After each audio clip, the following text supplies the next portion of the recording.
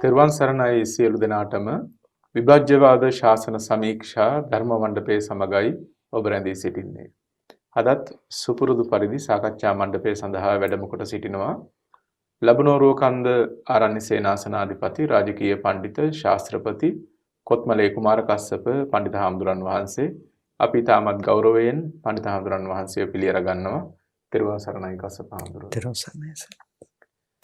මේ ලෝකේ ජීවත් වෙනකොට පුහුදුන් බොහෝ දෙනෙක් කැමති Tamanගේ ඇසට පේන, කනට ඇහෙන, නාසයට, දිවට, කයට දැනෙන මේ දේවල් රස විඳීම් අනුව බලන්නට, රස විඳීම් අනුව ජීවත් වෙන්නට ගොඩක් දෙනෙක් කැමතියි. එහෙම තමයි මේ පුහුදුන් චිත්තසංතානය සකස් වෙලා තියෙන්නේ. බුදුරජාණන් වහන්සේ දේශනා කොට වදාරනවා සංයෝජනීය ධර්මයන්හි රස විඳ ගැනීම අනුව බලනකොට නාම රූප ධර්මයන්හි බැස ගැනීම සිද්ධ වෙනවා. නාම රූප ධර්මයන්හි බැස ගැනීම හේතුවෙන් සලායතන හට ගන්නවා. සලායතන හේතුවෙන් දුක් රැසෙහි හට ගැනීම සිද්ධ වෙනවා කියලා. ඒත් අපි අරමුණු දිහා බලලා රස විඳ ගැනීම අනුව බලන මාත්‍රය අනන්ත සංසාර දුකකට හේතු වන හැටි බුදුරජාණන් වහන්සේ වදාරලා තියෙනවා.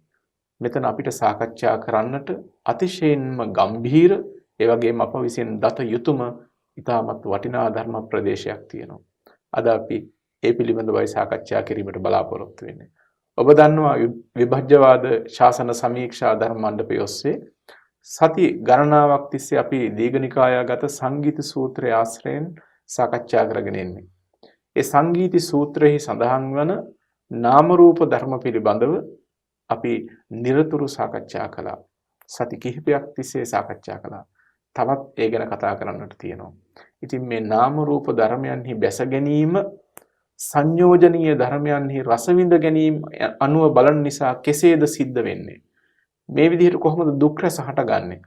අපි අද ඒ පිළිබඳවයි සාකච්ඡා කරන්නේ. කස්සප හාමුදුරුවනේ බුදුරජාණන් වහන්සේ වදාරන මේ උත්තරීතර ධර්ම ප්‍රදේශෙහි එන මේ ධම් රසය මේ අතුලත් වෙලා තියෙන අතිශය ගම්භීර ධර්ම සිද්ධාන්තයන් පිළිබඳව අපි සාකච්ඡා කරන්නට ඕන. තෙරුවන් සරණයි සියලු දෙනාටම. අපේ නාම රූප ධර්මයේ පිළිබඳව සාකච්ඡා කරමින් පැවතියේ. විශේෂයෙන්ම මේ සංයුත්ත නිකායේ අපිට දකින්නට ලැබෙන නාම රූප සූත්‍රයේදී අපිට ওই කාරණාව බොහොම පැහැදිලි ලෙස භාග්‍යතුන් වහන්සේ දක්වලා තියෙනවා.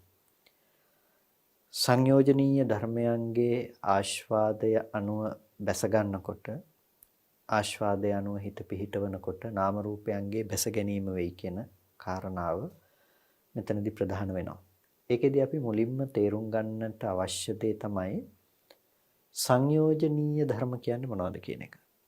සංයෝජනීය ධර්ම කියලා කියන්නේ දස සංයෝජන ධර්මයන් හැරුණකොට අනිකුත් පවත්නා ධර්මයෝ සංයෝජනීය ධර්ම හැටියට හඳුන්වනවා. ඒ කියන්නේ සංයෝජනයන් විසින් ඇසුරු කරන්නට හිත උන සංයෝජනයන්ගෙන් ආශ්‍රය කරන්නට එහෙම නැතිනම් යෙදෙන්නට පුළුවන්කම තියෙන හිත ඌ ධර්මයන් සංයෝජනීය ධර්මයන් ලෙස. සංයෝජනයන්ට විශේෂ වන ධර්මයන් හැටියට අපිට හඳුනා ගන්න පුළුවන්. සංයෝජනයන්ට විශේෂ වන ධර්මයන් අපිට සංයෝජනීය ධර්ම ලෙස හඳුනා ගන්නට පුළුවන්. එතකොට විශේෂයෙන් අපි කිව්වොත් රූපස්කන්ධය අරගෙන බැලුවාම රූපස්කන්ධයේ සංයෝජන නෙමෙයි. රූපස්කන්ධයේ දස සංයෝජනයන්ට අයිති සංයෝජන ධර්මයක් නෙමෙයි.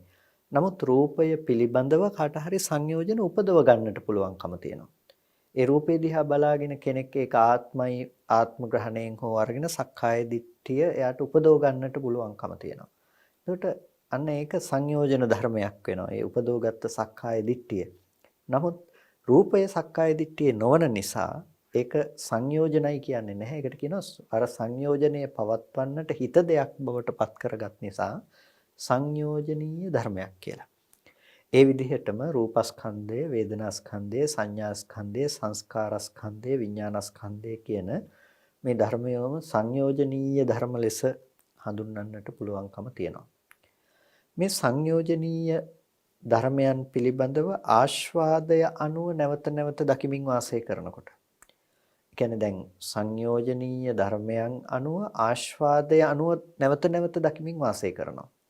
අර අපි කලින් ගත්ත විදිහටම රූපය පිළිබඳව එයා සංයෝජන ධර්මයන්ගෙන් ඇසුරු වෙන පැත්තට මානසිකාරය කරමින් ඒකේ ආස්වාදය අනුව බලමින් වාසය කරනවා.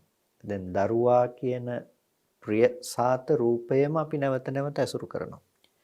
නැවත නැවත ඒ රූපය දකිනකොට දරුවා කියන සංකල්පයත් එක්ක නැතිනම් ආස්වාදජනක සංකල්පයත් එක්ක ඒ රූපය ඇසුරු වීමෙහි ප්‍රතිඵලය තමයි එක දිගට ලෝකයේ තුල ජීවත් වෙන දරුවෙක් අපිට හම්බ වෙන එක.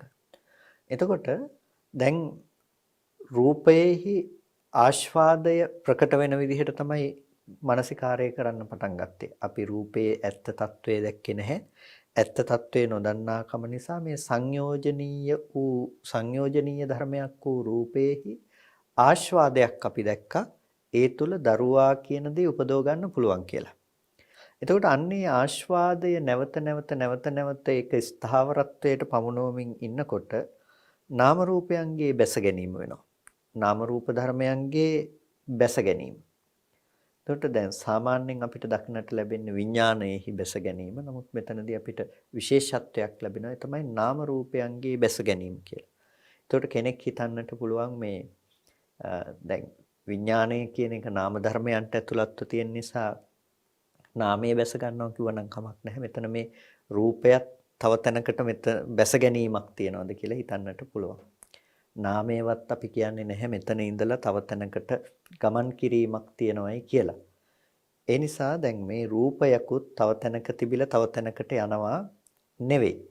බැස ගැනීම කියන එකෙන් අදහස් කරන්නේ මේ නාම රූප ධර්මයන් මේ පුද්ගල බව ඇතිවීම පිණිස ඒ ධර්මයන් ඇසුරු කරනවා කියන මට්ටම.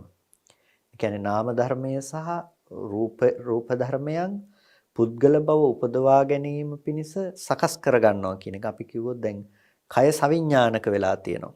කය දැන ගැනීම සහිත සවිඥානික ස්වභාවයකින් පවතිනවා. එතකොට කය සවිඥානිකව පැවතුනොත් විතරයි අපිට අරමුණු දැනගන්නට පුළුවන්කම තියෙන්නේ. ඇසේ ප්‍රසාදය නැවත නැවත සකස් වුනොත් පමණයි ඒ ප්‍රසාදයට ගැටෙන බාහිර රූපය අපිට දකින්න නැතිනම් දැන ගැනීම කියන දේ කරා ගන්න පුළුවන්කම තියෙන්නේ.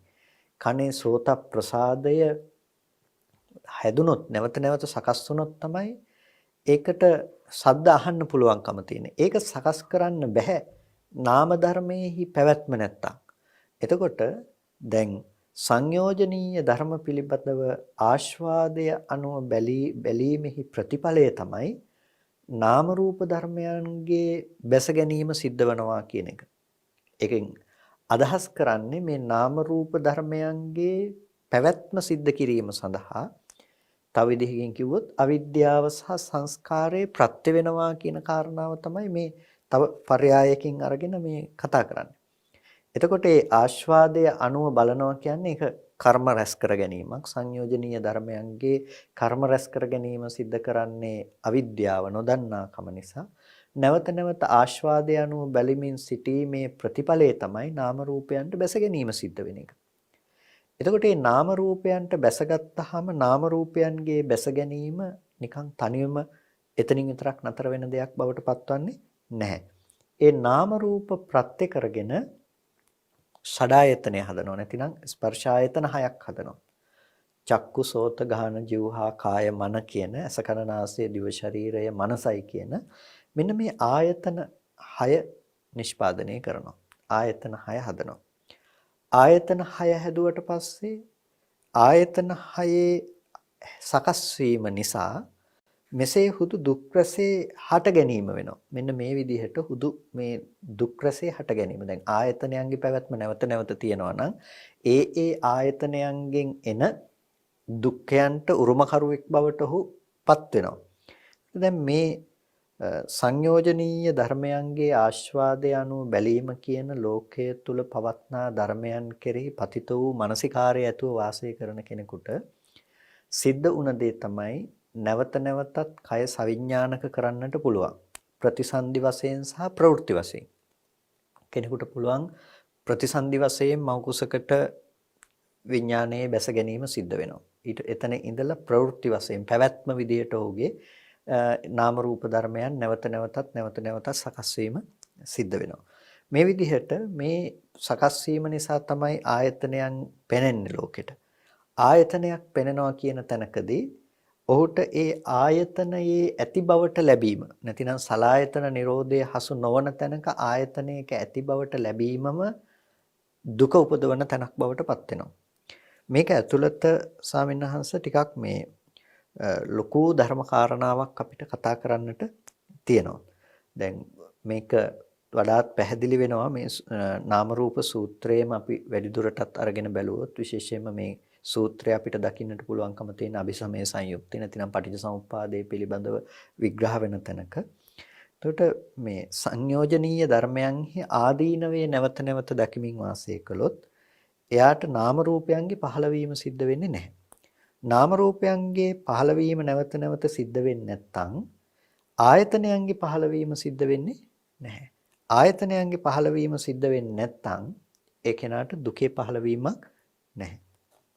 එතකොට මේ සූත්‍රය තුල පැහැදිලිවම දකින්න පුළුවන් කාරණාව තමයි නාම රූප නිරෝධය සහ සලායතන නිරෝධය කියන තැනට බුදුරජාණන් වහන්සේ මේ මාර්ගයේ දේශනා කරපු අවස්ථාවක්.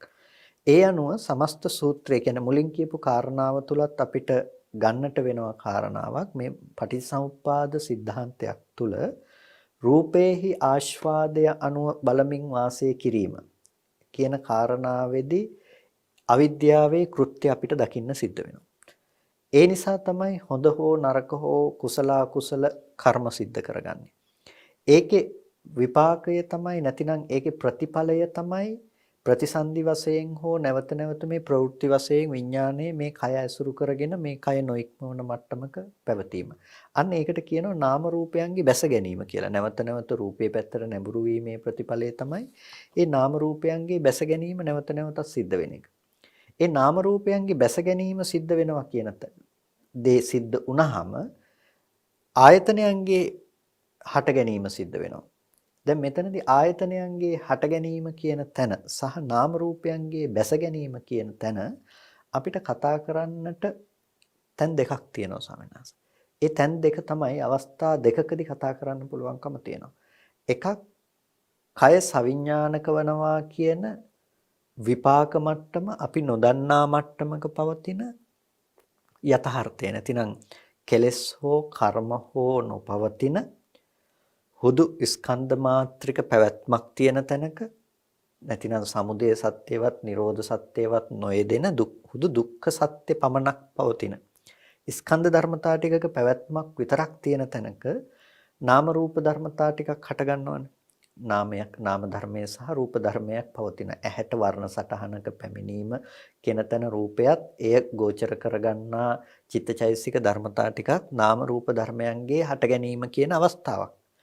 එතකොට ඒ නාම රූප ධර්මයන්ගේ හට ගැනීම එතන ඒ විඥානන කෘත්‍ය සිද්ධ වෙනවා නම් අන්න ඒ අවස්ථාවටම කියනවා එක ආයතනයක හටගත්ත. ඇහි හට ගැනීම සිද්ධ වුණා. ඇහැට වර්ණ සටහනාව වර්ණ සටහන පැමිණෙනකොටම ඒහා යෙදුණු මානසිකාරයේ තියෙනවා නාමයාගේ යෙදීම තියෙනවා. එහෙම තිබුණාම මොකද අපි කියනවා මේ මුළු කෘත්‍යයකටම කියනවා චක්කායතනයේ ක්‍රියාකාරීත්වය කියලා. එතකොට ඒ චක්කායතනයේ ක්‍රියාකාරීත්වය හඳුනා ගැනීමට ඇස රූපේ සහ නාම ධර්මතා ටිකේ එකතු වීම අවශ්‍ය වුණා. එතකොට මේක විපාක අවස්ථාවක්. මේ අවස්ථාවේදී කර්ම යෙදිලා තිබුණේ නැහැ. කෙලෙස් යෙදීමක් සිද්ධ වෙලා තිබුණේ නැහැ. එතකොට මේ අවස්ථාවේදී කර්ම සහ කෙලෙස් නොයෙදුනාට ඒ අවස්ථාවේ ඇත්ත නොදන්නාකම නිසා අර නාම රූප ධර්මයන් කෙරෙහි නැවත විඥානයාගේ පිහිටවීම සිද්ධ කරනවා අපි. කොහොමද සිද්ධ කරන්නේ? මේ නාමයයි මේ රූපයයි කියලා පිරිසිඳ දැකීම විදිහට නෙමෙයි. අර නාම රූප ධර්මතා ටික පිළිබඳව නොදන්නාකම නිසා ඒකේ Nirodhaය නොදකින නිසා හටගෙන නැති වුණ බව නොදන්නකම නිසා ඒ දේ ඇති බවට නැවත ඒ කෙරෙහි නැඹුරු වෙනවා. නිරුද්ධ වුණ ධර්මය නිරුද්ධ වුණ බවට නොදන්නාකම. නැතිනම් අනිත්‍ය වූ දේ අනිත්‍යයි කියලා නොදන්නා විපල්ලාස සංඥාවකින් අර නාම රූප ධර්මය ඇසුරු කරනවා. ඒ නාම රූප ධර්මය ඇසුරු කරනකොට මොකද වෙන්නේ? ඒ නාම රූප ධර්මයේ අසුර කරන කෙනාට ඒ ආයතනයාගේ ඇති බවට ගත්ත කෙනෙක්. නැතිනම් ඒ ආයතනයෙන් යුක්ත පුද්ගලයෙක් බවට පත් වෙනවා. අපි කිව්වොත් දැන් ඇහැට රූපයක් ගැටුණට පස්සේ වර්ණ සටහනේ අනිත්‍ය සහ ඇසේ අනිත්‍ය නොදන්නා කෙනාට ඒක හමු වෙනවා බාහිර තියෙන රූපායතනයක් විදිහට. නැතිනම් එළියේ ජීවත් වෙන දරුවා කියන අදහසින් තමයි යාට ඒක ඇසුරු වෙන්නේ. එතකොට මේ දරුවා එළියේ ජීවත් වෙනවා නම් දරුවා දැකපු කෙනා ඇස් ඇති පුද්ගලයෙක් දකින්න පුළුවන් දරුවා වුණ රූපේ එළියේ තියෙනවා නම් ඒක දකින්නා වූ ඇස් ඇති පුද්ගලයා මේ පැත්තේ ජීවත් වෙනවා. ඔහුට තමයි එළියේ ඉන්න දරුවා දකින්න පුළුවන්. දැන් ඇස් ඇති පුද්ගලයෙකුගේ පහළවීමක් මෙතනදී සිද්ධ වෙනවා. අන්නේ ඇස ඇති පුද්ගලයෙකුගේ පහළවීමක් සිද්ධ වෙනවා කියලා කියන්නේ දැන් ඔහුට පුළුවන් ජාති ජරා ව්‍යාධි මරණ ශෝක පරිදේව දුක්ඛ දෝමනස් උපායාස කියන හුදු මේ දුක් රැසේ විඳීම සිද්ධ කරන්න පුළුවන්කම තියෙනවා. දැන් අපිට ප්‍රශ්නේ තියෙන්නේ ජාති ජරා ව්‍යාධි මරණ ශෝක පරිදේව දුක්ඛ දෝමනස් උපායාස කියන මෙන්න මේ ධර්මයන්ගෙන් ඇතිවෙන මේ දුක නැති කරන්නට. ඒ නිසා ඒ ධර්මයන්ගේ ඇතිවෙන ඒ පීඩාව නැතිනම් දුක දුරු කරන්නට යන කෙනාට අවශ්‍යයෙන්ම කරන්නට වෙන දේ තමයි අර හටගෙන නිරුද්ධ වුණ ධර්මයන්ගේ යථාර්ථය පෙන්වා දෙන එක. නැතිනම් හේතු නිසා සකස්ව හේතු නැති වෙනකොට නැතිවෙන ධර්මයන්ගේ ඒ යථාර්ථය පෙන්වා දෙන එක. අපි ඒකට කියනවා දුක්ඛාර්ය සත්‍ය පිරිසිඳ දැකීම කියලා. දුක්ඛාර්ය සත්‍ය පිරිසිඳ දැකීමේදී ඔහුට වෙන්නේ අර දුක් වූ ස්කන්ධ ධර්මතා ටික හටගෙන නිරුද්ධ වූ බවට නුවණක පැවතීමක්. එතකොට දුක් වූ ස්කන්ධයන්ගේ හටගෙන නිරුද්ධ වූ බව දැක්කොත් ඒ කෙනාට නිරුද්ධ වූ ධර්මය අරබයා මේ දරුවාය මේ gedarය සත්වයේක්ක පුද්ගලයෙක්ක කියන සංඥාවේ අනුත්පාදයක් තියෙනවා. ඒක පණවන්න තැනක් හම්බ වෙන්නේ නැහැ. දැන් ඒ පණවන්න තැනක් හම්බ වෙන්නේ නැතිකම තුල ඔහුට හම්බෙනවා අර සංයෝජනීය ධර්මයෝ දුක්ඛ ධර්මයෝ ලෙස හටගෙන නිරුද්ධ වෙන ධර්මයෝ ලෙස දකිනවා. ඒ හටගෙන නිරුද්ධ වෙන දුක්ඛ ධර්මයන් ලෙස දකින නිසා එයා සංයෝජනීය ධර්මයන්ට අර ආස්වාදය අනුව බැලීමක් යාට ඇති වෙන්නේ. ආස්වාදය අනුව බැලීමක් නැත්නම් අර විදිහට නාම රූපයන්ට ඇති බවට ගැනීමක් නැවත නැවත ඇති වෙන්නේ. නාම රූපයන් ඇති බවට ගන්න ඒ පැත්තට බැස ගැනීමක් නැවත සිද්ධ වෙන්නේ නැත්නම් ඔහුට ආයතනයන්ගේ ක්‍රියාකාරීත්වයක් ඇති වෙන්නේ නැහැ. එතකොට මේක ඇතුලේ අපිට තේරුම් ගන්නට අවශ්‍ය විශාල පසුබිමක් ධර්මකාරණා ටිකක් තියෙනවා.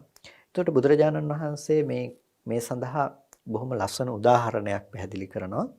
යම්කිසි විදිහකින් මේ ගහක් වැවෙන මහ රෝපණය වුණ මහ විශාල මහ රුකක් ගත්තාම මේ වෘක්ෂයේහි මේ යටට ගියපු ලොකු මුල් තියෙනවා. ඒ වගේම වටේට ගියපු ලොකු මුල් තියෙනවා.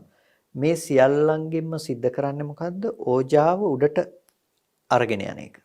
ඕජාව උඩට අරගෙන යෑමේ ප්‍රතිඵලය තමයි මේ මහා ගහ ආහාර ලබාගෙන බොහෝ කාලයක් පවතිනවා.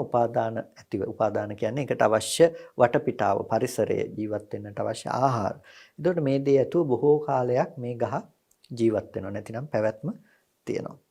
එතකොට යම්කිසි විදිහකින් කෙනෙක් ඇවිල්ලා උදැල්ලක් සහ පැසක් අරගෙන ඇවිල්ලා අර ගහේ මේ මුල හාරලා නැතිනම් අර පස් හාරලා අර මුල කපලා ඉවත් කරනවා නම් ඒ මුල කපා ඉවත් කිරීම තුල මොකද වෙන්නේ? අර බොහෝ කාලයක් තියෙන්නට තිබුණ ගහේ ක්ෂය වී යෑමට අවශ්‍ය කාරණාවන් සිද්ධ වෙනවා. මත්තේහි ඒ ගහේ නූපදින ස්වභාවයක් හට ගන්නවා. දැන් අපි දන්නවා ගොවිතැන් කරන ගොවියන් විසින් හේන් ආදීහි තියෙන සමහර ගස්වල මුලින් අර තචේ නැතිනම් ඒකේ තියෙන මතු පිට සිවිය හැම සම්පූර්ණව සිඳලා දානවා. ඒක රැස්සට පස්සේ මොකද වෙන්නේ? ඒ ගහ උපාදාන නැතිකම නිසා අර මුල් වලින් ගෙනියන සාරවත් බව උඩට ගෙනියන්න බැරි වෙනකොට ඒ ගහ මත්තේහි පැවැත්මක් නැතිකම නිසා ඒ ගහ නැති වෙලා යනවා. අන්න ඒ වගේ තමයි මේ ගහක් වැඩෙන මහා ගහක් අර මුල් වලින් යටට සහ දෙපසට බැසගත්තු මුල් වලින් ඕජාසාරය උඩට අරගෙන යනවා වගේ. නැවත නැවතත් අපි අර පරිබාහිර පෙනෙන ධර්මයන් කෙරෙහි නැඹුරු වීම කියන කාරණාව නිසා අපිට මේ ගහේ වැඩිමක් පේනවා. පුද්ගල බව නැමැති මේ ගහේ නැතිනම් මේ සසර හදන්න පුළුවන් මේ වෘක්ෂයේ ඒ ඵලය ලබා දෙන්න පුළුවන් වෘක්ෂයේ වැඩිමක් නැවත නැවත පේනවා.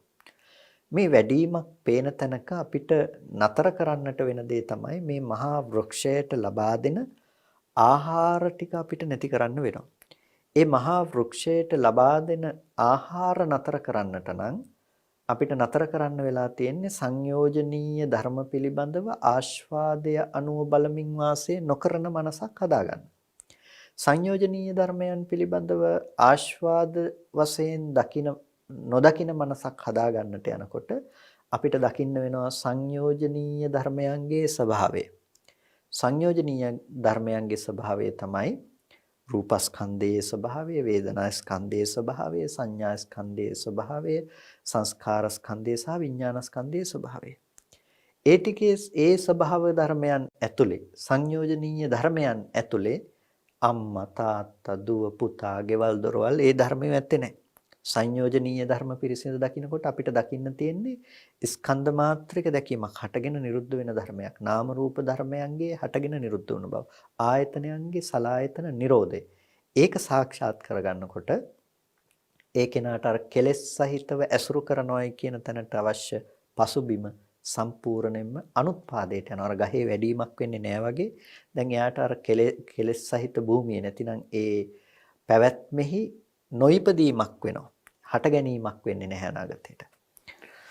අපි හැමෝටම අවශ්‍ය කරලා තියෙන සංසාර දුක නැමැති මේ මහා වෘක්ෂය නැවත හට ගැනීම අයින් කරලා දා ගන්නට. ඉතින් අපේ කසපහාමුදුරුවෝ බුදුරජාණන් වහන්සේ වදාළ අපූර්ව උපමාවක් සිහිපත් කරමින් මේ මහා ගහ නසන්නට නම් මේ තියෙන මුදුන් මුල අනික් ශාඛා මුල් මේ සියල්ලම අයින් කරන්න ඕන කියන මේ කාරණාව පැහැදිලි කරමින් සිටියේ. කසපහාමුදුරනේ මේ මුල සිඳින්නට නම් සංසාර දුක නැමැති මේ ගසේ මුල සිඳලන්නට නම් අපිට මූලික වශයෙන් අවශ්‍ය කරන විශේෂයෙන් මේ සූත්‍ර අනුගතව ගත්තම සංයෝජනීය ධර්මයන්හි ආදීනව අනුව බලන්නට සිද්ධ වෙනවා. ආස්වාදයේ අනුව බලන එක වෙනුවට ආදීනව අනුව බලන්නට සිද්ධ වෙනවා. මේත් එක්කම හරි අපූර්ව කාරණාවක් කසපහාමුදුරු මතක් කළා. සංයෝජනීය ධර්මයන්හි යථා ස්වභාවය හොඳින් අවබෝධ කරගන්නටත් ඕන. ඒ දැක්මත් එක්ක තමයි මේ ආදීනවය කියන එක හොඳින් දකින්න පුළුවන්කම තියෙන්නේ. දැන් කසපහාමුදුරු කෙනෙක් දැන් අපිට ගොඩක් වෙලාවට කතා කරනකොට සමහර අය කියනවා මේ ලෝකේ තියෙන ආදීනව අපි කල්පනා කරනවා. උපදිනවා, මැරෙනවා, ලෙඩ වෙනවා. මේව ගැන හිතනවා. මේ ප්‍රමාණවත්ද? ආදීනවය පිළිබඳව මේ කවුල් හට ගන්නව නේද, නැසෙනව නේද, විනාශ වෙනවා, මැරෙනවා නේද? මෙහෙම හිතපු ප්‍රමාණය ඇතිද මේ නාම රූප ධර්මයන්හි බැස ගැනීම වලකාලන්නට තරම්? තවත් විදිහකින් කියනවා නම් මේ ගහේ මුල් ටික කපන්න තරම් ඒ දැක්ම ප්‍රමාණවත්ද? නොයසේනම් තවත් මොකක්ද ඔහුගේ දැක්මට එකතු කරගන්නට තියෙන්නේ? එහෙමයි. ආදීනවය කියන කාරණාව දකින්න එක තමයි අපි ප්‍රධාන ලෙසම මේ සූත්‍රය තුල කතාවට ලක් කරන්නේ. ඒකට ආදීනවය කියන එක දකින්න පුළුවන් ප්‍රමාණ එකිනෙක ප්‍රමාණ තියෙනවා. දැන් නිබ්බිදාව කියන එක වටින දෙයක්. හැබැයි නිබ්බිදාව ගත්තාම ආර්ය නිබ්බිදාව සහ අනාර්ය නිබ්බිදාව කියලා දෙකක් තියෙනවා. එතකොට නුවණැත්තෙක් දෙයක් දිහා දැකලා කලකිරීමක් තියෙනවා. නුවණ නැත්තෙක් දෙයක් දිහා බලලා කලකිරීමක් තියෙනවා. එතකොට ඒ දේ අතර කෙනකෙනාගේ නුවණ නැති බව අතර වෙනසක් වෙලා තියෙනවා.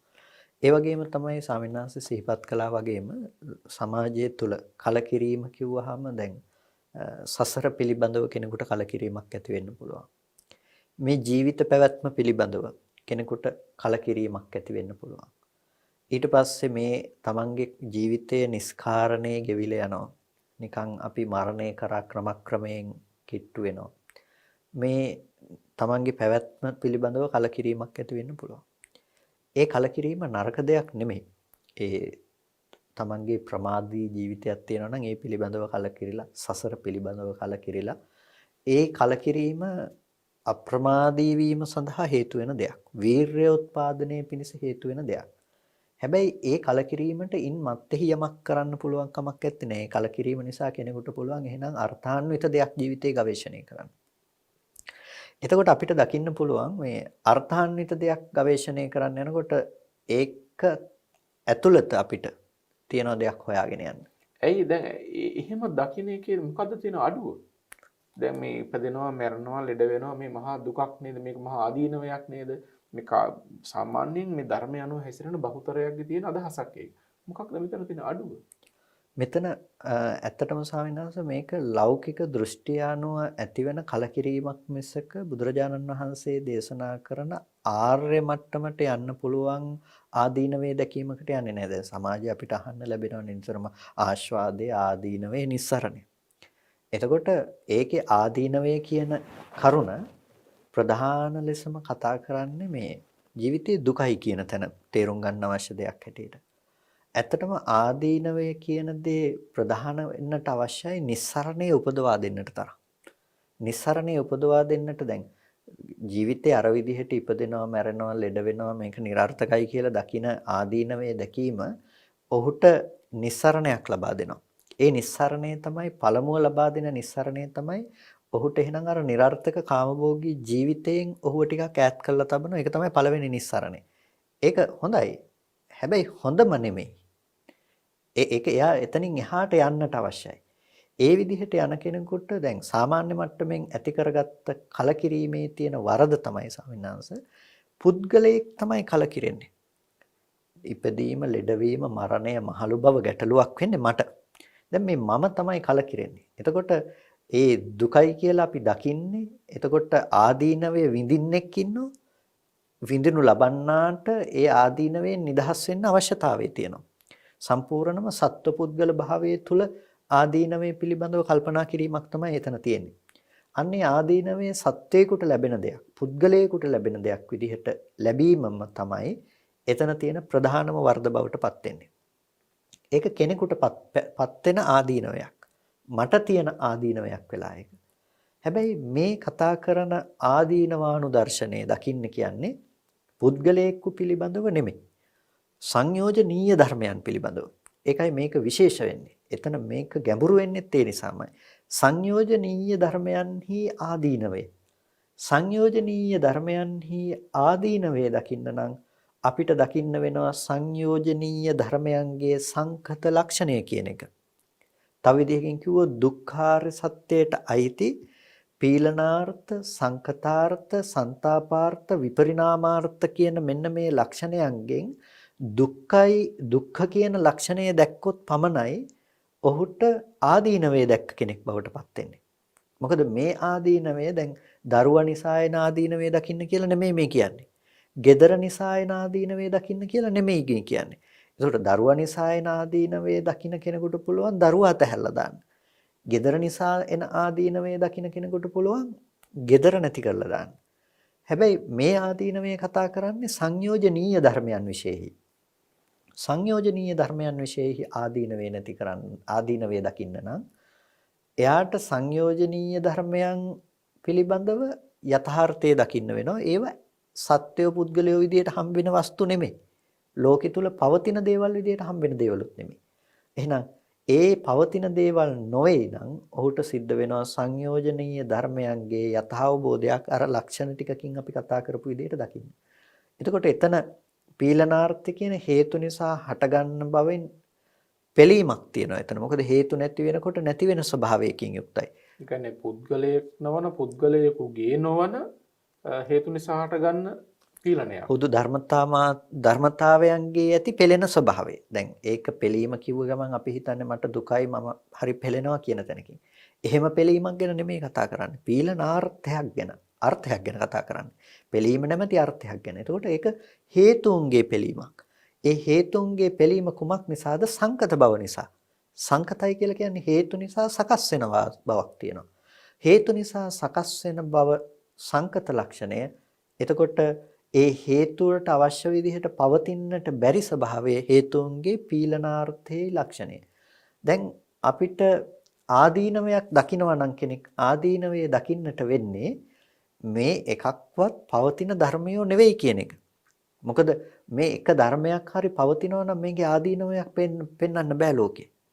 ඇයි එහෙනම් ඉතින් ලෝකේ පවතින ධර්මය හොඳ දෙයක් පවත්වා ගත්තා නම් ලේසියෙන් වැඩේ ඉවරයි. හැබැයි ගැටලුව තියෙන්නේ ලෝකේ පවත්වන්නට පුළුවන් එක ධර්මයක්වත් නැහැ. මොකද එතන ආදීනවයක් තියෙනවා. ඒ ආදීනවේ තියෙන මොකද්ද? රූපෙහි ඒ ආදීනවේ තියෙනවා. රූපේ තියෙන ආදීනවේ තමයි රූපය හටගෙන නැති වෙලා යන ස්වභාවයකින් යුක්තයි. ඇයි රූපය කියන එක අපිට ඇහැට වර්ණ සටහනේ ගෝචර වීම, කනට ශබ්ද රූපයේ ගෝචර වීම, ඒ ආයතනයන්ට ආධ්‍යාත්මික ආයතනට බාහිර ආයතනයේ ගෝචර වීම. මෙච්චරයි රූපේ පැවැත්ම. එකපාර දැකපු රූපයක් නැවත දකින්න පුළුවන් කමක් නැත්තේ නැහැ. එතකොට එකපාර දැකපු රූපයක් නැවත දකින්න පුළුවන් කමක් නැත්තම් ඒ රූපය ඒ මොහොතේ උපදවලා තියෙන්නේ ඇස සහ රූපය එකට ගැටීම නිසා. එතකොට එතනට මනස යෙදෙනවා. එතකොට එතන මනසේ ලක්ෂණය යෙදුනට පස්සේ අපි කියනවා ඒක ඒ කෙරෙහි නැමුණා වූ මානසිකාරය කියලා. අපි අනිත් විදිහකට කිව්වොත් චක්කු විඥානය කියලා කියන්න පුළුවන්. ඔන්න මේ ධර්මතා තුනක හට ගැනීමක් බවට පත් වෙනවා. එතකොට දැන් මේ ධර්මතා තුනේ පළවෙනියටම ඇස සහ රූපය පුරේජාත විදිහට නැතිනම් පළමුව යෙදුණා. ඊට පස්සේ ඒ අසුරු කරගෙන හිත යෙදුණා, මනස යෙදුණා. ඒ මනස යෙදුණට පස්සේ තමයි ස්පර්ශය, වේදනාව ආදී අනිකුත් ධර්මතා ටික හම්බ වෙන්නේ. දැන් අපිට මෙතන හමු වෙනවා මේ එක හේතුවක් නිසා විඥානයේ හට ගැනීම උනා. ද්වයන් නිස්සාය විඥානං සම්භෝති චක්කුංච පටිච්ච රූපේච. දෙකක් නිසා විඥානයේ පේනවා. ඇසද නිසා, රූපේද නිසා චක්කු විඥානයගේ හට ගැනීම පේනවා. චක්කුං අනිච්ඡං සංඛතං පටිච්ච සමුප්පන්නං. ඇහැ කියන එක අනිත්‍යයි, සංඛතයි, පටිච්ච සමුප්පන්නයි. රූප කියන එක අනිත්‍යයි, සංඛතයි, පටිච්ච සමුප්පන්නයි. එහෙනම් මේ හේතු දෙක අනිත්‍ය නම් ඒ දෙක කෙරෙහි යෙදුණු මනස නිට්ටය වෙන්න බෑනේ. එහෙනම් මනස කොහොමත් අනිත්‍යයි කියන්න වෙනවා. ඒ නිසා දැන් මෙන්න මේ විදිහේ පරයයකින් අපිට පෙන්නනවා මේකේ තියෙන ආදීනවේ මොකද්ද? එකවරක් දැක්කා වූ දේ නැවත පෙන්වන්නට බැරි, නැවත දකින්න බැරි ලක්ෂණයක් තියෙනවා රූපේ පැත්තේ. වේදනාව පැත්තෙන් එකවරක් වින්දා වූ වේදනාව නැවත විඳින්නට බැරි ස්වභාවයක් තියෙනවා වේදනාව ඇතුලේ. එකවරක් හඳුනාගත්තා වූ දේ නැවත හඳුනා ගන්නට බැරි ස්වභාවයේ සංඥාවේ ලක්ෂණය. එකවරක් සංස්කරණය කරන ලද්දක් නැවත උපදවන්නට බැරි ස්වභාවය තමයි සංස්කාරයේ ලක්ෂණය. එකවරක් විඥානනය කළ දේ නැවත විඥානනය කළ නොහැකි බව තමයි විඥානයේ ලක්ෂණය. ඒකට ස්කන්ධ ධර්මතාවයන්ගේ ඔහුට හටගන්න විදිහ දකිනකොට, නැති වෙන විදිහ දකිනකොට ඒක නැවත උපදින්නේ නැහැ කියන දැක්ම යාට හටගෙන තියෙනවා. එහෙනම් ඒ රූපේ නැවත පේන්නේ නැත්තම් ඒ රූපේ නැවත පේන්නේ නැහැ කියලා දකින දැක්ම නිසා ඔබට වැරදි සහගත දෘෂ්ටියක් තිබ්බනම් ඒ රූපේ ලෝකේ තියෙනවා කියලා අන්න ඒ පැවැත්මට ඉඩ නැතුව යනවා. ඔබ කොහොමද ඊයේ හිටපු දරුවා නැවත දකින්නේ? එතකොට ඒ කෙනෙකුට ඊයේ හිටපු දරුවා නැවත දකින්න බැරුව යනවා. දැන් මේ පැහැදිලි කිරීමත් එක්ක කොහොමද කෙනෙක් විසඳගන්නේ බුදුදහම කියන එක නැත කියන වාදයෙන් නිදහස් කියන එක. දැන් හිතෙන්න පුළුවන් එකවරක් දැකපු දේ තව වරක් දකින්න බෑ. එතකොට කෙනෙකුගේ අදහස ඇති වෙන්න පුළුවන් මේ නාස්තික වාදයේද එහෙනම් මේ නැත කියන එකද? මේ නාස්තික වාදයෙන් නැත කියන එකෙන් කොහොමද බුදුදහම නිදහස් වෙන්නේ? නැත කියන එක අන්තයකට නොඇටි ඇත කියන අන්තයේ දැසුරු නොකර වාසය කිරීමනේ මෙතනදී වැදගත්ම දේ වෙන්නේ. එතකොට ඒකෙදි කියන්නේ නැහැ නැත කියන එකක් හෝ ඇත කියන තැනක් ගැන. මෙතනදී සම්පූර්ණයෙන්ම පටිච්ච සමුප්පන්න බව පෙන්වීම තුළ පවතින ධර්මතාවයක නැති බව විතරයි කතා කරන්නේ. හැබැයි හේතු ටික ඇති කල්හි තියනවා කියන ගණයට ගිහිල්ලා තියෙනවා. හේතු ටික නැති වෙනකොට නැති වෙනවා කියන ගණයට ගිහිල්ලා තියෙනවා. ඒකට හේතු ටික ඇති කල්හි තියනවා නම් ලෝකේ එයට නැතයි නොකිය යුතුයි. ඒ වගේම හේතු ටික නැති වෙනකොට නැති වෙලා යනවා නම් ඒක තියනවයි කියලා නොකිය යුතුයි. අපි කියනවා නිස්සත්තෝ නිජ්ජීවෝ ශුඤ්ඤෝ කියලා. සහ අපේ බුදුදහම තුළ විශේෂයෙන් අපි භාවිත කරන අනාත්මයි කියන වචනේ. ඒක නිර්වචනීය ලෙස ඇත්තටම එන්න ඕනේ ආත්මයක් නැහැ කියලා නෙමෙයි. ආත්මයක් නැත්තම් නැති ආත්මය මොකද්ද කියලා අහන්න වෙනවා කෙනෙකුගේ. හැබැයි නිස්සත්තෝ නිජ්ජීවෝ ශුඤ්ඤෝ කියලා කියන්නේ සත්ව පුද්ගල භවෙන් ශුඤ්ඤයි කියන එක. අනාත්මයි කියන්නේ ආත්මසාර භවෙන් ශුඤ්ඤයි කියන එක. මිසක ආත්මයක් නැහැ කියන එක නෙමෙයි. එතකොට ඒකෙදි කියන්නේ දෙයක් නැහැ කියන නාස්තිකත්වයකට යන නාස්තිකවාදයකට යන දෙයක් ගැන නෙමෙයි. එක දිගට පවත්නා දෙයක් ප්‍රතික්ෂේප කිරීමයි නැති කරන්නේ. හැබැයි හේතු ටික නිසා හට ගැනීම පෙන්නකොට අර නැහැයි කියන අන්තයකට නොගොස් තියනවයි කියන තැනට එනවා. හැබැයි හේතු ටික නැති වෙනකොට ඒ දේ නැති වෙලා යනවා කියලා දැක්කොත් එහෙනම් ඒක තියනවයි කියන්නට බැරි සාස්වතයෙන් මිදිලා එයාට හේතුඵල ධමයක් හම්බ වෙනවා.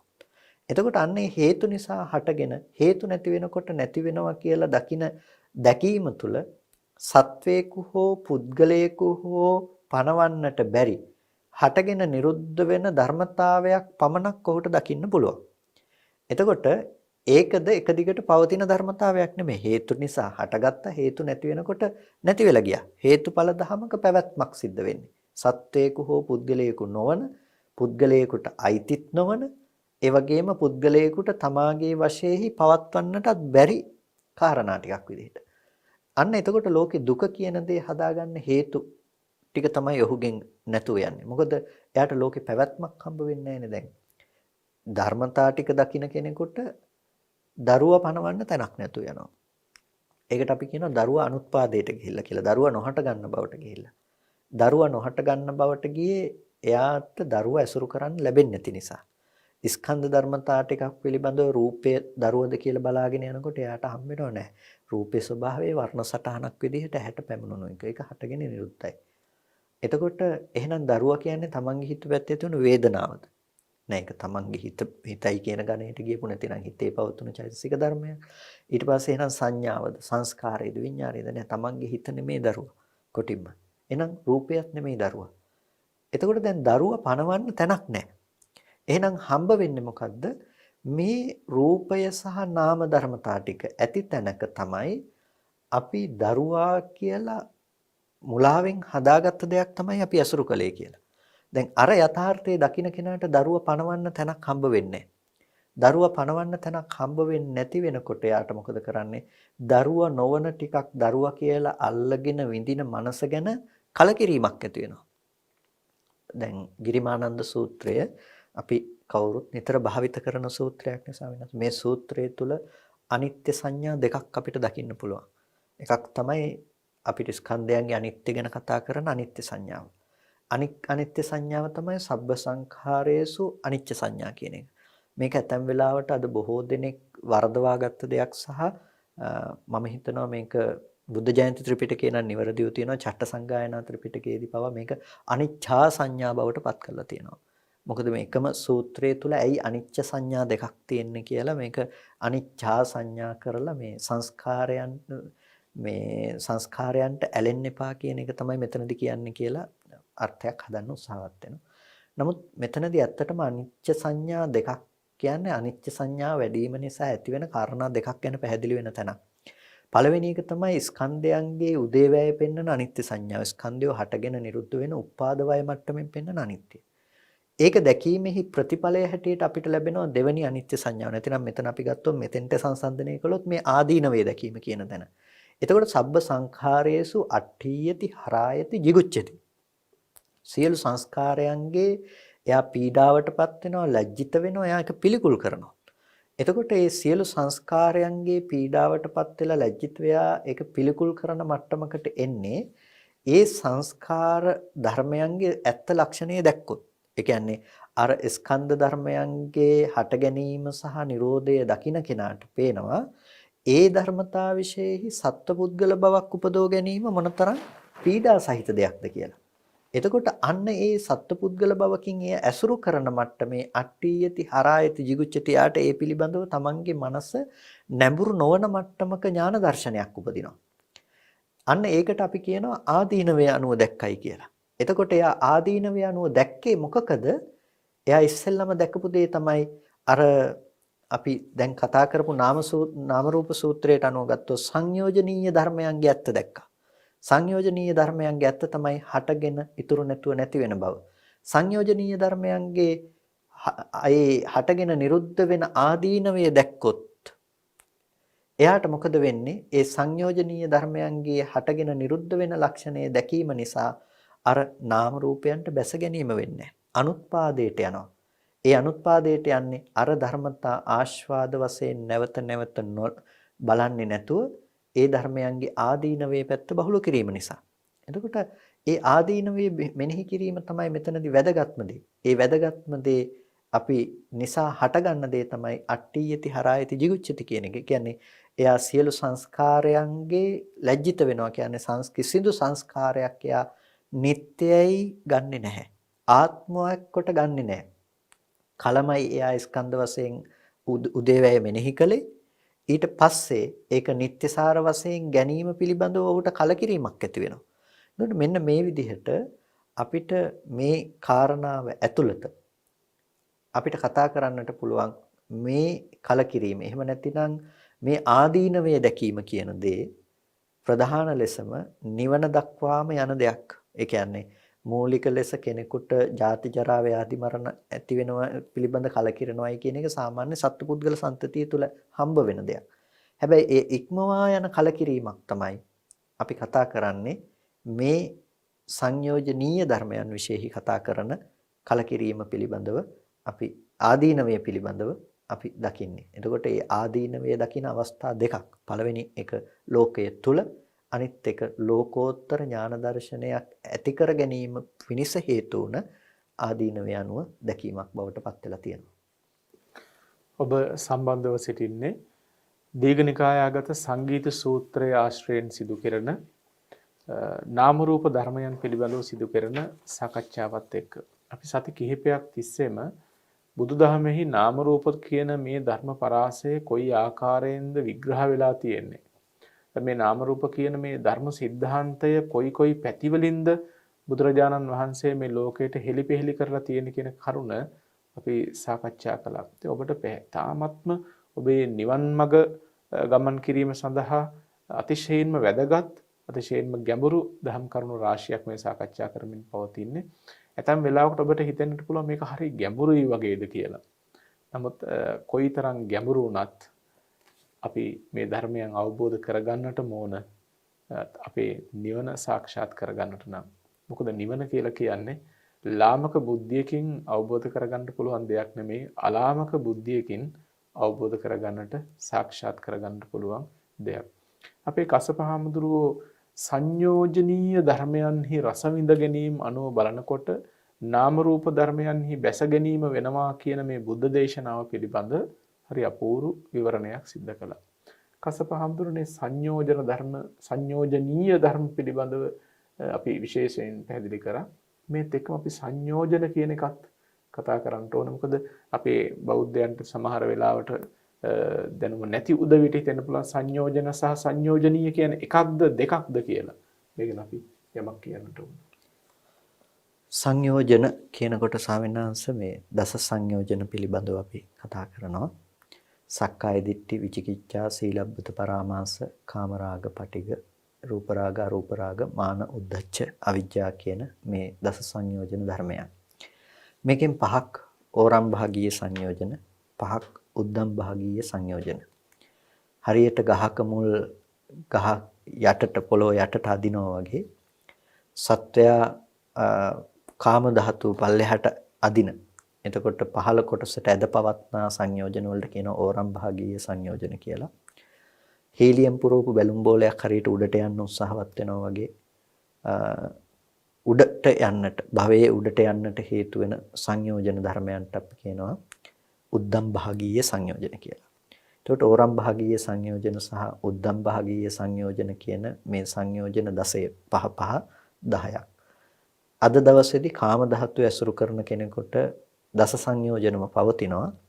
දස සංයෝජනම පැවතුනත් හරියට හීලියම් පුරවපු බැලුම් බෝලේ ගහේ ගැට ගහලා වගේ සිද්ධියක් තමයි සිද්ධ වෙලා තියෙන්නේ. ඒ නිසා බලවත් වෙන්නේ ගහ. ඒ නිසා අර ඔක්කොම නියෝජනය කරලා තියෙනවා ඕරම් භාගීය සංයෝජන ටිකෙන්. ඕරම් භාගීය සංයෝජන කියන ධර්මයන් සක්කාය දිට්ඨි, විචිකිච්ඡා, සීලබ්බත පරාමාස, කාමරාග, පටිඝ කියන මේ සංයෝජන පහ. අපි සක්කාය දිට්ඨිය පිළිබඳව නොඑක්වර කතා කරලා තියෙනවා. සක්කාය දිට්ඨිය කියනකොට ආත්ම දෘෂ්ටිය කියන තැනින් ආත්ම දෘෂ්ටිය ඒක රූප වේදනා සංඥා සංස්කාර විඥාන කියන ස්කන්ධයන්ගේ හතර ආකාරයකට පවත්නා දෘෂ්ටිය අනුව 20 ආකාර සක්කාය දිට්ඨිය කියලා අපි කියනවා. එතකොට රූපං අත්තතෝ සමනුපස්සති රූපය ආත්මයක් කියලා දකිනවා.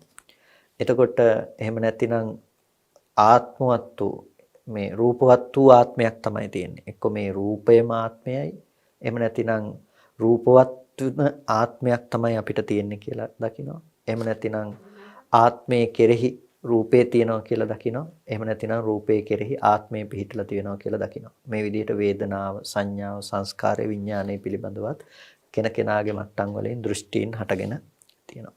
මේ ඇති කරගන්න දෘෂ්ටියට කියනවා අපි ආත්ම දෘෂ්ටිය කියලා. ඒකේ ප්‍රධානම ලක්ෂණය තමයි මේ රූපේ තුල ජීවත් වෙන පුද්ගලයෙක් දැකීම. ඒ කියන්නේ අතීතේ ඉඳලා මම හිටියා.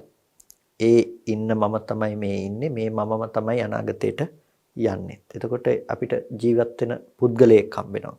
එක්ක මේ රූපෙම කියලා හෝ රූපය අසුරු කරගෙන පවතිනවා කියලා හෝ කවර ආකාරයකින් හෝ අපිට මේ දෘෂ්ටිය එක්ක විඳීම අනුව ගිහිල්ලා අතීතෙදිත් විඳ දැනුත් විඳින අනාගතයටත් විඳින හඳුනන හිතනකම දැනගන්නකම ඕන දෙයක් අනුව වෙන්න පුළුවන්. මෙන්න මේකට කියනවා සක්කාය දිට්ඨිය. සක්කාය දිට්ඨිය කියන එක සංයෝජන ධර්මයක්. සංයෝජනයක් කියන්නේ බැඳුමක් කියන එක. එතකොට මේක බන්ධනයක්. මේ බන්ධනයේ තියෙනකන් ආත්ම දෘෂ්ටියේ තියෙනකන් රූප වේදනා සංඥා සංස්කාර විඥාන කියන මේ ස්කන්ධයන්ගේ බැඳී පවතිනවා. මේ ධර්මයන් එක්කමයි ජීවත් වෙන්න සිද්ධ වෙන්නේ. එතකොට මෙන්න මේ බැඳුම සංයෝජන ධර්මයක්. විචිකිච්ඡාව අපි මේ සංයෝජන ධර්මයක් හැටියට සලකනවා. එතකොට විචිකිච්ඡාව කියනකොට ඒක සැකය, තුනුරුවන් පිළිබඳව සැකය, පූර්වාන්ත අපරාන්තයන් පිළිබඳව මේ පූර්වාන්ත අපරාන්ත කියන දෙක පිළිබඳව තියෙන සැකය, පටිච්චසමුප්පාදාදී ධර්මයන් පිළිබඳව තියෙන සැකය, ඊට පස්සේ අපිට ශික්ෂාව පිළිබඳව සීල ප්‍රතිපදාව පිළිබඳව තියෙන සැකය කියන නොඑක ආකාරයකින් සැකය කියන දේ විග්‍රහ කරන්න පුළුවන්කම තියෙනවා. මේ සැකය පවතින්නේත් සක්කාය දිට්ඨිය හා ප්‍රතිබද්ධවම තමයි සැකය කියන දේ ඇති වෙන්නේ. සක්කාය දිට්ඨිය තියෙන කෙනාට සැක කරන්න සැකය කියන දේ ඉස්මතු වෙනවා විටින් විට. මොකද මේක අනාත්මයි කිව්වහම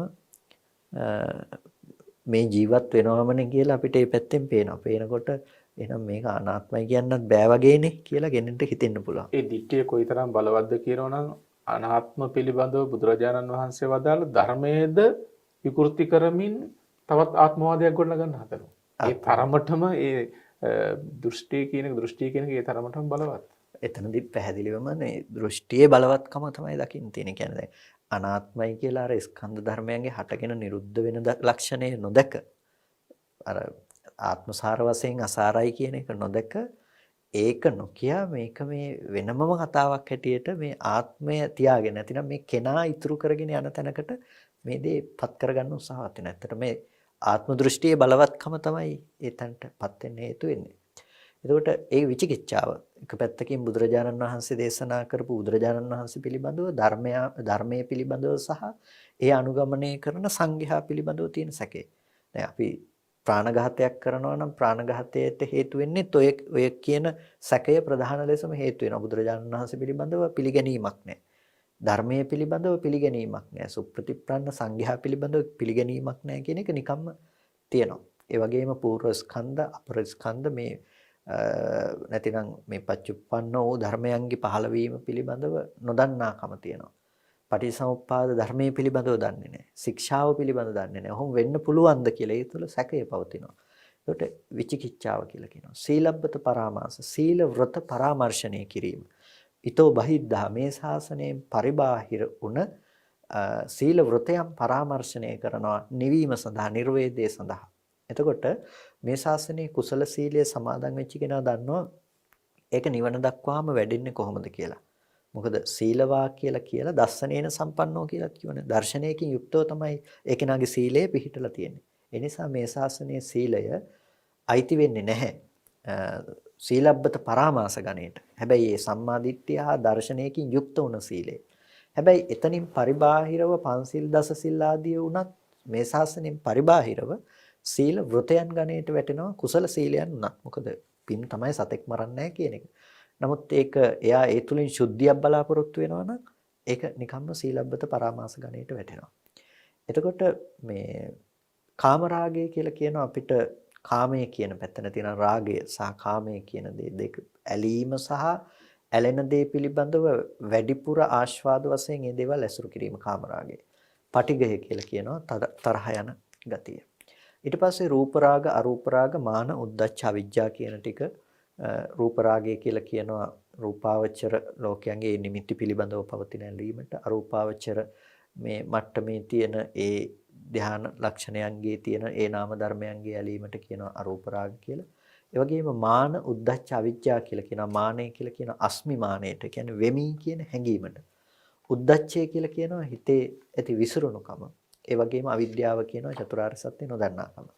මෙන්න මේ ධර්මයන් ටික විතරයි සංයෝජන ධර්ම කියලා කියන්නේ. මේ ධර්මතා ටික සංයෝජන ධර්ම. එතකොට සංයෝජනීය ධර්ම කියන්නේ මොනවද? සංයෝජනීය ධර්ම කියලා කියන්නේ තුන් භූමිය අණුව ගියපු අනිකුත් සියලුම ධර්මතා මේ සංයෝජන ටික හැර අනික් සියලු ධර්මතා සංයෝජනයන් හා යෙදෙන්න පුළුවන්. නැතිනම් සංයෝජනයන්ගෙන් ඇසුරු කරන්න පුළුවන් දේවල්. ඒ නිසා මේ ධර්මයන්ට කියනවා සංයෝජනීය ධර්ම කියලා. එතකොට සංයෝජන නොවන අනිකුත් ධර්මතා සංයෝජනයන්ගෙන් ඇසුරු කරන්නට පුළුවන් යෙදෙන්න පුළුවන් ධර්ම නිසා සංයෝජනීය ධර්ම කියලා ඒ ධර්මය හඳුන්වනවා. ඒක හරියට මම කියන්නේ සීනි සහ බෝතලේ වගේ කියලා. එතකොට සීනි තියෙන කෙනෙකුට මේ බෝතලේ සීනි දාගන්න හිත දෙයක් බවට පත් වෙනවා. අන්න ඒ වගේ සංයෝජන තියෙන කෙනාට මේ චිත්තචෛතසික ධර්මතා ටික සංයෝජනීය ධර්මයක් බවට පත් වෙනවා. මොකද ඔහු ළඟ සංයෝජන තියෙන නිසා. සීනි නැත්තම් ඔහුට සංයෝජන මේ බෝතලේ සීනි බෝතලයක් බවට පත් වෙන්න හේතු වෙන්නේ වගේ සංයෝජන කියලා දෙයක් ඇත්තේ නැත්තම් සංයෝජනීය වූ ධර්මයන්ගේ හට ගැනීමක් ඔහුට සිද්ධ වෙන්නේ නැහැ. ඒ නිසාමයි අසංයෝජනීය කියලා ධර්ම කියලා රූපය ආදී හඳුන්වන්නේ නැත්තේ. අසංයෝජනීය ධර්ම කියලා. සංයෝජන නොයෙදුනත් එතන කිසි කාලයක අසංයෝජනීය ධර්ම හැටියට හඳුන්වන්නේ නැහැ.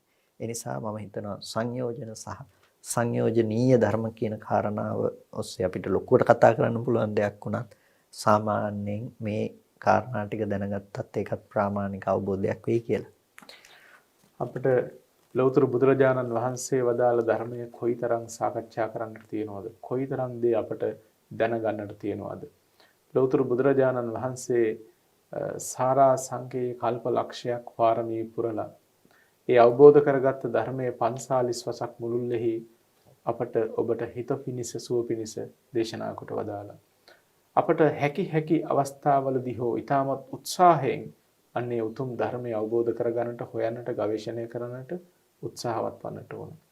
අප විශ්වාස කරන විශේෂයෙන් අද ධර්ම සාකච්ඡා ඔබට බොහෝ උපකාර වේවි. ඔබට ඔබේ දහම් දැනුම වර්ධනය කරගන්නට ඒ වගේම මේ ලෝකය පිළිබඳව අපි ආස්වාද වශයෙන් හිතන දෙය එහි වරද කොච්චරක්ද ආදීන වශයෙන් සිටි යුත්තේ කෙසේද නිවනට උපකාර වන විදිහට අනේ සියල්ලක් පිළිබඳව අපි සෑහෙන ප්‍රමාණයක් සාකච්ඡා කළ අවස්ථානුකූල අපිට තියෙන කාල වේලාවත් එක්ක ඉතින් අපි විශ්වාස කරන ඔබට ඔබේ දහම් දැනුම වැඩි වන්නට වර්ධනය කරගන්නට බොහෝ උපකාර වන්නට ඇති කියලා. ඉතින් අද මේ උත්තරීතර ධර්ම සාකච්ඡාව සඳහා වැඩම කොට වදාළ ලබනවුරුව කන්දාරණ්‍ය සේනාසනාධිපති රාජකීය පඬිතු ශාස්ත්‍රපති කොත්මලේ කුමාර කස්සප පඬිතු හාමුදුරන් වහන්සේට විශේෂයෙන් අපි පුණ්‍ය අනුමෝදනා කරනවා. මේ තාමත්ම වැදගත් කරුණු ඔබට පහසුවෙන් අවබෝධ කරගන්නට හැකි ලෙස දේශනා කිරීම සම්බන්ධයෙන් වැඩම කිරීම සම්බන්ධයෙන්. ඒ වගේම අද විභජ්‍යවාද ශාසන සමීක්ෂා ධර්ම මණ්ඩපයේ දායකත්වයේ ගෙන කටයුතු කරනවා ගාල්ලේ මාගාල්ලේ පදිංචි යශෝදාද සිල්වා මහත්මිය හා ඉන්ද්‍රා ශාන්ති වැලිවිටිය මහත්මිය විශේෂයෙන් පුණ්‍ය අනුමෝදනා කිරීමට බලාපොරොත්තු වනවා. උණවටුනේ පදිංචිව සිට පරලෝසපත් දෙමාපියන් වන WK ආර්යපාල මහතාටත් ලීලා නානායක්කාර මහත්මියටත් ඒ වගේම අපවත් වී වදාළ ගරු කටයුතු සියලුම ස්වාමින් වහන්සේලාටත් පරලෝසපත් සියලු ඥාති මිත්‍රාදීන්ටත් රණවිරුවන්ටත් උතුම් නිවන් අවබෝධය සඳහා සංසාර දුකින් අත මිදීම සඳහා මේ පින් හේතු වාසනා වේවා කියන ප්‍රාර්ථනාව ඇති කරගෙන තියෙනවා. ඒ වගේම සුජීවත්ව වාසය කරන ඔබ සෑම සියලු දෙනාටත් ගරු කටයුතු කල්යාණ මිත්‍ර ස්වාමින් වහන්සේලාටත් මේ පින් උතුම් වූ චතුරාර්ය සත්‍ය ධර්මය අවබෝධ කරගන්නට හේතු වාසනා වේවා කියන උතුම් ප්‍රාර්ථනාවත් ඇති කරගෙන තියෙනවා. ඉතින් ඒ සියල්ලත් සිහිපත් කරමින් විශේෂයෙන් සඳහන් කළ සියලු ඥාති හිතයිශීනට මේ පින් ඔවුන් යම් හේතුවක් නිසා හෝ සසරගත දුක් වේදනාවන්ට පත්ව සිටිනවා නම් ඒ සියලු දුකින් අත මිදෙත්වා සුවපත් වෙත්වා ලෞතර නිර්වාණ ශාන්තියෙන්ම සැනසීම ලබත්වායි ප්‍රාර්ථනා කරනවා. ඒ වගේම සදේවක ලෝකයාටම මේ උතුම් කුසල ධර්මයන් ලෞතර නිර්වාණ ශාන්තිය පිණිසම හේතු වාසනා පාරමී වේවායි ආශිර්වාද කරනවා ප්‍රාර්ථනා කරනවා. හැම දිනාටම තෙරුවන් සරණයි. තස්සා භගවතෝ